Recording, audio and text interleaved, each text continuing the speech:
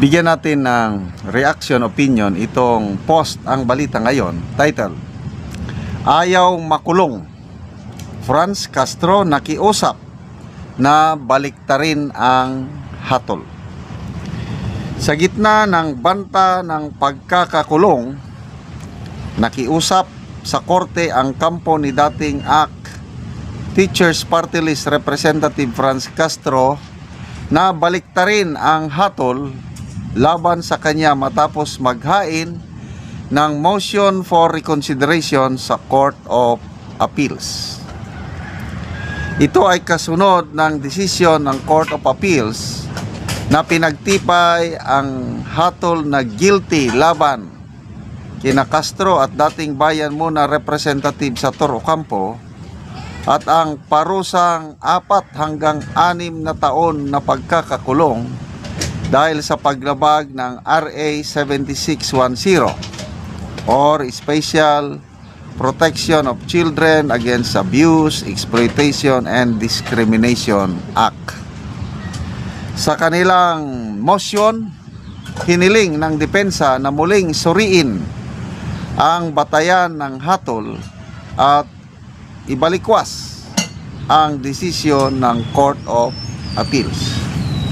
Nag-ugat ang kaso sa Solidarity Mission noong 2018 sa Talaingod, Davao del Norte, kung saan inakusahan sina Castro at Ocampo kasama ang 17 iba pa na umano'y humawak ng 14 na minor de edad na walang wastong paintulot ng mga magulang o autoridad ayon sa naging pagtingin ng hukuman.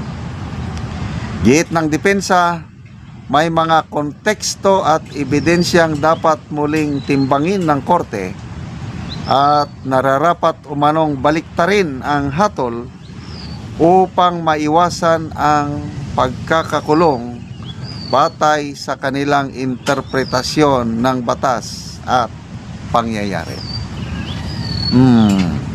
Okay, within due process yan, yung mag-file ng motion for reconsideration. Kaya lang, opinion ko lang ito suntok sa buwan na itong motion for reconsideration na ito. Kasi sa Court of Appeals, paliwanag ito ni Attorney Vista. Ang tinitignan lang ng Court of Appeals is yung hindi ba ang Regional Trial Court hindi ba hindi ba niya inabuso ang kanyang kapangyarihan? Yan ang tinitignan Yung pagdating sa mga ebidensya, wala na yan. Kaya the fact na pinagtibay ng Court of Appeals ang desisyon ng lower court, ibig sabihin hindi lumabag sa kapangyarihan ang lower court. Kaya kung wala naman silang ipresenta na karagdagang ebidensya o arguments, sabihin lang i-review, wala na ito. Talagang suntok sa buwan na baliktarin pa ng Court of Appeals ang kanyang desisyon. Ang nakikita ko dito, ang tanging magagawa ng kampo ni dating Congresswoman Castro ay iakyat na ang kaso sa Supreme Court. Dahil ang alam ko, pwede pa nilang iakyat. Pagkatapos na ibasura, granting lang granting na ibasura ng Court of Appeals ang kanilang motion for reconsideration, ayun, pwede pa nilang iakyat ito sa Supreme Court. And yun it will take time. Ganyan talaga ang ating justice system medyo mabagal, kaya lang gumagana. Mas okay na lang kaysa yung walang-wala. Kaya again, Lala ko ang ating Tatay Digong, malapit na siyang mag-isang taon dun eh. Oh. Ito, gumagana ang ating hustisya. Bakit ang Marcos Jr. administration para bang inangkin niya na failed republic ang Pilipinas? Di fact na isinorender niya ang dating presidente sa isang complementary court. Talagang hinding-hindi yan makakalimutan ng nakakaraming Pilipino at kasabihan nga, Merisi Gaba. Ano yung Merisi Gaba? O, tingnan nyo ang nangyari. Bulusok na ang kanyang ratings. Recorded na in history.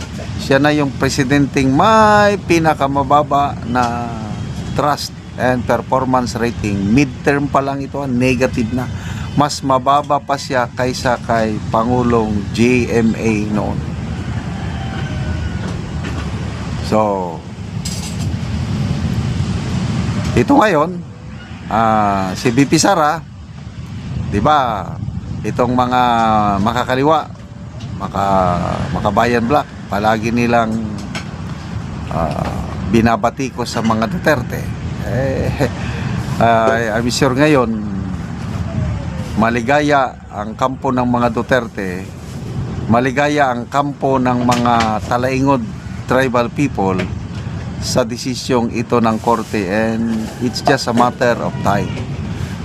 Believe ako dito sa mga Duterte dahil talagang anti-leftist talaga sila. Yung sinimulan ni Tatay Digong na NTF-ELCAC, isa sa napaka-epektibong programa para itong mga makakaliwa, once and for all matapos na ang panggugulo nila sa ating lipunan. And in fairness sa administrasyong Marcos, itinutuloy nila.